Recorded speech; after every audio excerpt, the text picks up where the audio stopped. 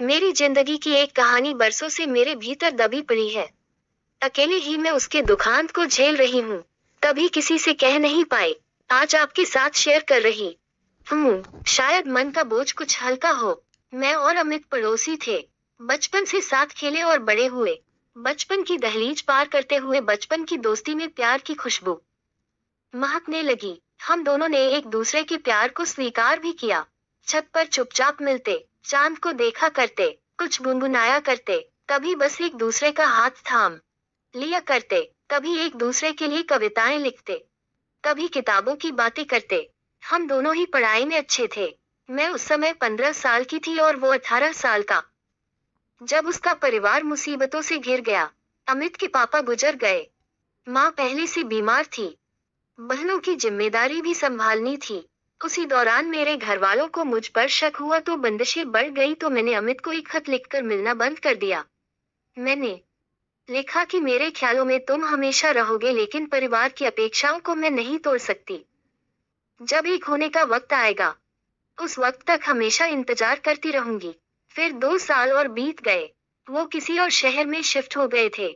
इन 2 सालों में मैं एक दिन भी उसको सोचे बिना न रह सकी। कोई रात न होती जब उसका सपना न आता। मुझे यह अपराध बोध होता रहता कि मैंने मुश्किल समय में उसका साथ छोड़ दिया। फिर एक दिन मैंने सोचा कि मैं अपनी सीमाओं में रहकर उसको बेइंतहा प्यार करूंगी। 20 साल पहले एसटीडी बूथ हुआ करते थे। मैंने अमित को वहीं से फोन किया और हम दोनों की बातें लगातार होने लगी। वो अपनी जिंदगी के संघर्ष में लगा था और मैं पढ़ाई में लगी थी। साल दर साल गुजरते गए।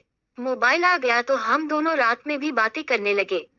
कभी कभी तो पूरी रात हम दोनों एक साथ जगजीत सिंह की गजलें सुना करते थे। हम दोनों के बीच सिर्फ रूह का रिश्ता था।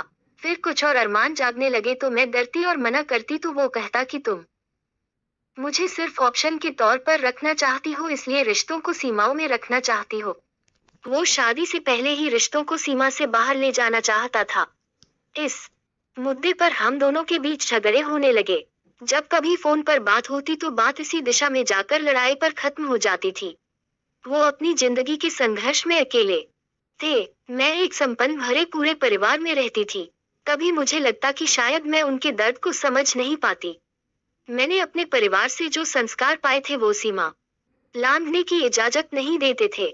इसी बीच हम दोनों को ही सरकारी नौकरी मिल गई। मेरे घर वाले रिश्ता खोजने लगे। मैंने उसको शादी के लिए कहा कि वो कहने लगा कि मुझे शादी नहीं करनी है। तुमको कोई और नहीं मिला इसलिए तुम मुझसे जुड़ी हो। तुम अपने घर वालों के खिलाफ कभी नहीं जाओगी। उनके सामने मेरा मजाक मत बनाओ। मैं बहुत टूट सी गई थी। सब निरर्थक लगने लगा था। उससे बातें भी कम होते होते बंद हो गईं। मैसेज का जवाब देना भी उसने बंद कर दिया। उसी दौरान मेरे ऑफिस में एक सहकर्मी था जिससे कविता और किताबों को लेकर बातें होती रहती थी और फिर नजदीकियां भी बढ़ने लगी।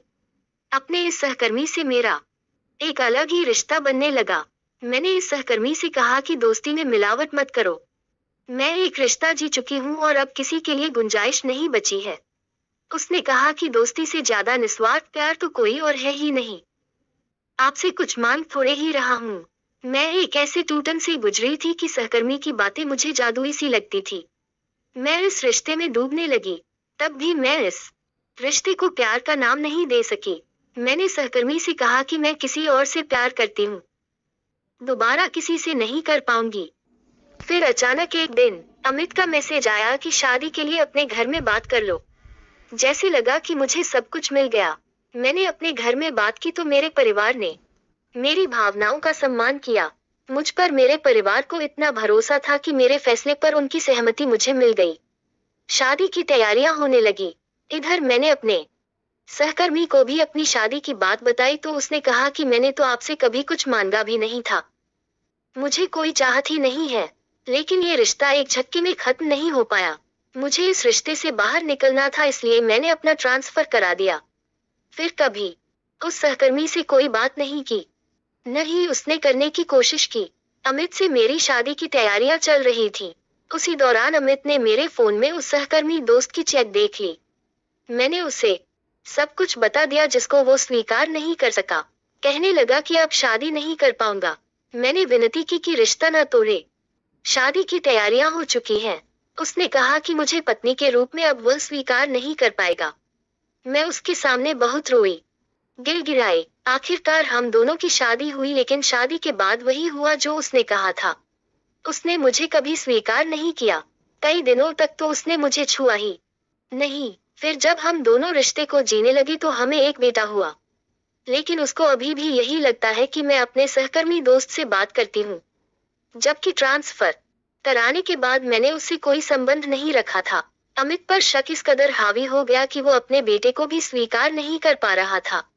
जब बेटा हुआ तो उसके बाद कई दिनों तक उसने मुझसे बात नहीं की। मेरे ऑनलाइन रहने और मेरे सजने संवरने पर भी उसको शक होता। विमल से मैंने इस बारे में बात करने की कोशिश की तो कहने लगा कि मैंने तो शादी से पहले ही बता दिया था कि रिश्ते को स्वीकार नहीं कर पाऊंगा। मैं ऐसा ही हूँ, तुम अपने मायके चली जाओ। शादी के 6 साल बीत चुके हैं। जिस्मानी रिश्ते के अलावा पति पत्नी जैसा कोई रिश्ता हमारे बीच नहीं है। ससुराल में मुझे सब प्यार करते हैं, लेकिन अमित के लिए मैं कुछ भी नहीं हूँ। हम दोनों साथ रहते हैं, लेकिन जरूरत भर ही बात होती है। हम दोनों कभी कहीं भी साथ नहीं जाते। अमित सारा वक्त फोन में ही डूबा रहता है। मेरे मायके से उसने कोई रिश्ता नहीं रखा। शादी के बाद के इन 6 सालों में उसने मेरी माँ से एक बार भी बात नहीं की। मैं बिना किसी से कुछ कहे चुपचाप ये दर्द झेल रही हूँ। न मायके में कभी किसी से कुछ कहा, न पति से कभी शिकायत की। मैं ही दोषी हूँ, ये मानकर जी रही हूँ। अब धीरे धीरे अमित अपने बेटे से प्यार करने लगा है, लेकिन मेरे साथ रिश्ता गैरों वाला ही है। कभी मेरी किसी बात का जवाब दे देता है तो कभी हल्की सी मुस्कान उसके चेहरे पर आ जाती है तो दिल को सुकून मिल जाता है। कभी ये दर्द इतना भारी हो जाता है कि जीना मुश्किल लगने लगता है। 20 साल के इस रिश्ते का ऐसा दुखांत हुआ, जो बातें कभी भी किसी से नहीं कही, वो आज यहाँ आप सबसे शेयर की है, सिर्फ इसलिए कि शायद मन का दर्द कुछ हल्का हो सके। देखिए दोस्तों, ये किसी की सच्ची कहानी है। आपको ये कहानी कैसी लगी आप प्लीज़ मुझे कमेंट में बताएं। और अगर आप इस तरह की और कहानियाँ सुनने चाहते हैं तो प्लीज़ चैनल को सब्सक्राइब करें, वीडियो को शेयर करें। धन्यवाद।